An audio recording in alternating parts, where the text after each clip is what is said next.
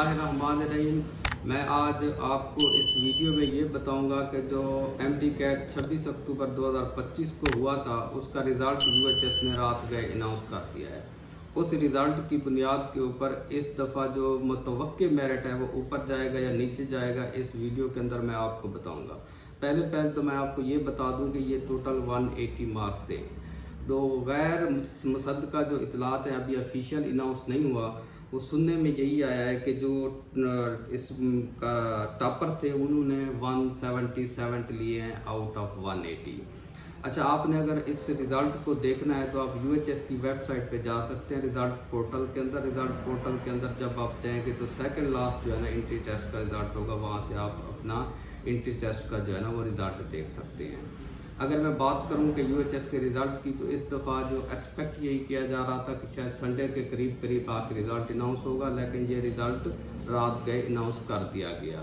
इस वक्त जो वीसी यूएचएस हैं प्रोफेसर डॉक्टर एहसन वहीद राठौर साहब, वो मेरे टीचर भी हैं, मैं उनके साथ काम करता रहा हूँ, वो बहुत ही मेहनती इंसान हैं। अच्छा, अगर हम रिज़ल्ट की बात करें तो इस दफ़ा जो रिज़ल्ट है उसको जो स्टूडेंट्स थे जिन्होंने 170 से 180 तक मार्क्स लिए हैं वो हैं 817, और इनकी अगर रेशो की बात की जाए तो वो ये 1.71% बनती है।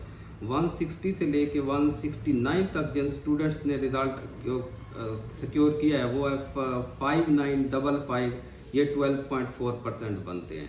150 से 159 तक जो है वो 6993 हैं, 14% बनते हैं। 140 से 149 तक ये 6420 स्टूडेंट्स बनते हैं।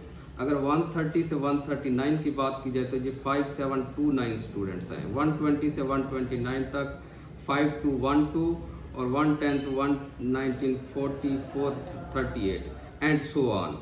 अगर हम बात करें 170 से 180 तक की, तो ये जो रेशो बनती है ये 817 1.71% है। अगर पिछले रिजल्ट के साथ मवाजना किया जाए तो इस परसेंटेज के साथ जहाँ पे अब 817 स्टूडेंट्स हैं, ये पिछले रिजल्ट के अंदर ये थाउजेंड के अंदर थे, 1000 से ऊपर थे।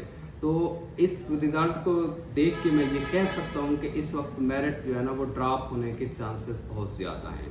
एक फैक्टर और है जो कि जो रिपीटर हैं उनको अगर पिछले एंट्री टेस्ट की इक्विवेलेंस दी जाती है तो ये एक फैक्टर है जो मेरिट को डिस्टर्ब कर सकता है। अदरवाइज अगर मैं इस मेरिट की बात करूं तो इससे ये जाहिर होता है कि इस दफ़ा जो एंट्री टेस्ट था वो मुश्किल था कंपैरेटिवली लास्ट ईयर की निस्बत। तो इसमें जो नंबर ऑफ स्टूडेंट्स हैं उनकी जो टॉपर स्टूडेंट्स की बात अगर की जाए तो उनकी एवरेज कम है। तो इस चीज़ को मद्देनज़र रखते हुए यही लग रहा है कि इस दफ़ा मेरिट ड्रॉप होगा।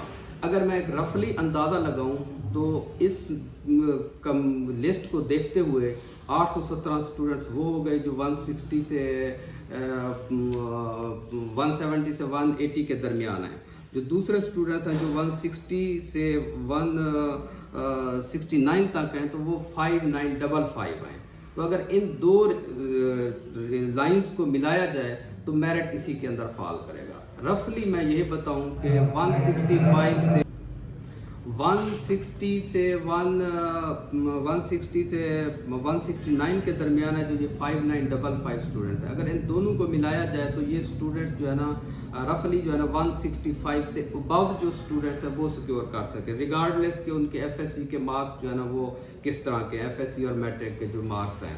तो रफली जो है ना 165 से ऊपर जो है वही इसके अंदर फॉल करेंगे। और इस दफ़ा जो मेरिट है जो पिछले साल 94.38 पे रुका था नारोवाल मेडिकल कॉलेज के अंदर, अब ये ड्रॉप होने के चांसेस हैं। जैसा कि मैंने आपको बताया है कि जो रिपीटर का फैक्टर है, अब सिंध गवर्नमेंट है उन्होंने रिपीटर को अपॉर्चुनिटी नहीं दी, जबकि अगर केपीके की बात की जाए तो उन्होंने पिछले 3 साल के जो रिपीटर्स थे उनको भी ऐड किया है। अब यूएचएस क्या पॉलिसी बनाती है ये इसके ऊपर है।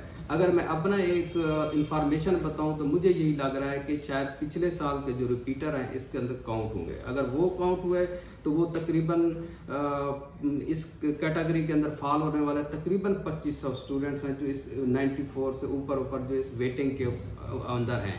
अगर वो वाला फैक्टर ऐड हो गया तो फिर शायद मेरिट स्टेबल हो जाए। लेकिन इस रिजल्ट की बुनियाद पे मैं ये कह सकता हूँ कि इस दफ़ा मेरिट ड्रॉप होने के चांसेस बहुत ज़्यादा हैं। बशर्ते कि रिपीटर फैक्टर ना आए। अब रिपीटर फैक्टर जो है ना वो यूएचएस ने डिसाइड करना है। जो ही यूएचएस की कोई पॉलिसी आएगी इंशाल्लाह हम आपको अपडेट करते रहेंगे। Thank you very much.